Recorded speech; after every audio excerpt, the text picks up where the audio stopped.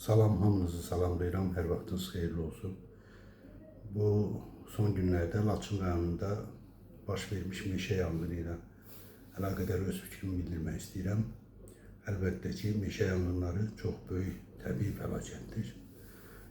Səbəbi bəzən bunun çox vaxt belə deyək, insan olur. Bəziləri bilərək yandırır, bəziləri bilmədən yanan kibriti veya yanan sigareti yere atır. Beləliklə yanğın çıxır.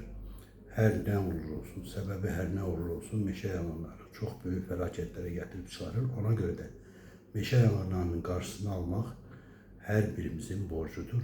Ancaq burada ən böyük məsuliyyət dövlətin meşə təşkilatının üzərinə düşür.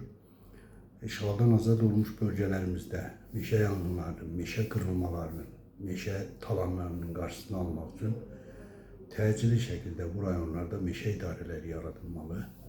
Bu idarələr lazımi işçilərlə təmin olunmalı, mütəxəssislərlə təmin olunmalı və lazımi texnika ilə təmin olunmalıdır. Meşə yanğınlarının qarşısını almaq sadəcə Fövqəladə Hallar Nazirliyi və ya digər qurumların deyil, bilavasitə meşə təşkilatının vəzifəsidir. Onun meşələrdən məsuliyyət daşıyan qurum Meşə Nazirliyidir və indi hal-hazırda bizdə olduğu kimi Ekologiya Nazirliyinin meşələrin inkişafı departamentidir. Adı nə olursa olsun, dediyim kimi işğaldan azad olmuş bölgələrdə meşə idarələri yaradılmalı və bu idarələr lazımi işçi və texnika ilə təmin olunmalıdır.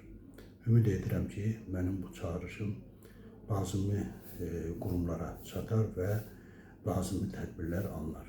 Ancaq bir daha xatırladıram və daha doğrusu bir daha xahiş edirəm. Bir vətəndaş olaraq hamımız meşələrə qarşı laqeyd olmamalıyıq, meşələrimizə qarşı həssas davranmalıyıq, meşələrimizi yanğından, qırılmalardan, talandan qorumalıyıq. Sağ olun, Allah'a emanet olun. İnşallah görüşərik.